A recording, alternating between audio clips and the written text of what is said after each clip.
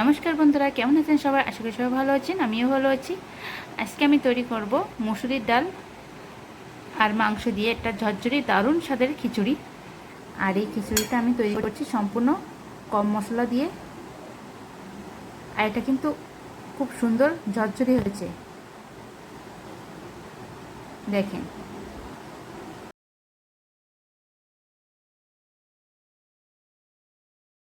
এখানে আমি খিচুড়ি তৈরি করার জন্য মসুরির ডাল আর চাল একসাথে ভালো করে ধুয়ে নিয়েছি। ডাল আর চালটা সম পরিমাণে নিলেই কিন্তু ভালো হয়।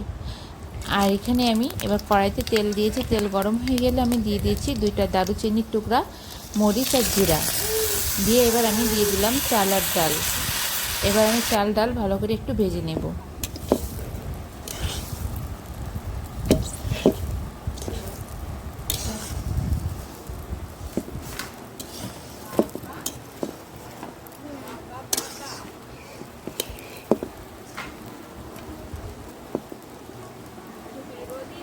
চাল ডাল আমার ভেজে নেওয়া হয়ে গেছে। এদিকে আমি রাইস কুকারে জল বসিয়ে দিয়েছিলাম। জলটা একটু গরম হয়ে গিয়েছে, তার ভিতরে দিয়ে দিলাম চাল ডাল ভেজে। এবার আমি দিয়ে দিলাম পরিমাণ মতো হলুদ আর লবণ দিয়ে একটু মিশিয়ে দেব।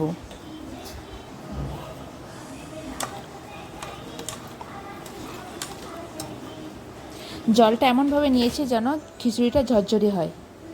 এবার আমি এখানে পেঁয়াজ, রসুন, আদা আর শুকনো ঝাল একসাথে নিয়েছি।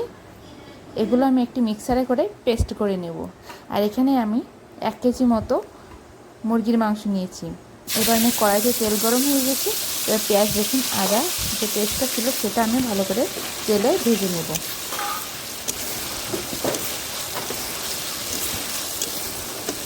এইভাবে মশলা আমি যদি মিক্স করে নিই তাহলে আমার খিচুড়িটা ভালোভাবে মিশে যাবে মশলাটা।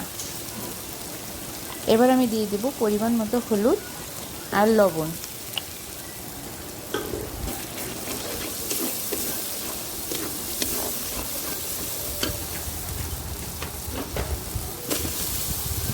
আমার মশলাটা কষানো হয়ে গিয়েছে। এবার আমি দিয়ে দিলাম মাংস, দিয়ে মাংসটা ভালো করে আমি কষিয়ে নেব।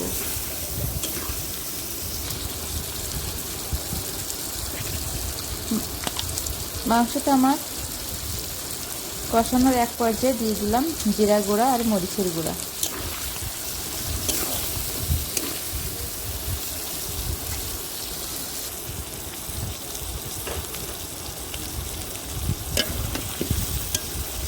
এখানে আমি আগে থেকে আলু ভেজে রাখছিলাম, আলুগুলো আমি মাংসের ভিতরে দিয়ে দিয়েছি। দিয়ে এবার একটু ভালো করে আবার একটু কষিয়ে নেব। তারপর আমি দিয়ে দেব জল।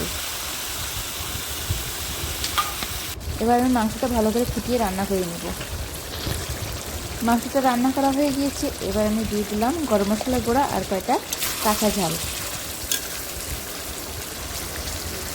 তারপর এটা আমি নামিয়ে নেব। আর এদিকে আমার খিচুড়ি কিন্তু প্রায় সিদ্ধ হয়ে গিয়েছে। এবার আমি খিচুড়ির ভিতরে দিয়ে দিলাম মাংস, দিয়ে আমি ভালো করে উপর নিচে মিশিয়ে দেব।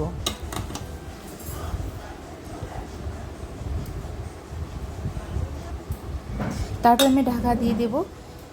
5 থেকে 10 মিনিট পরে আমার কিন্তু খিচুড়িটা রেডি হয়ে যাবে।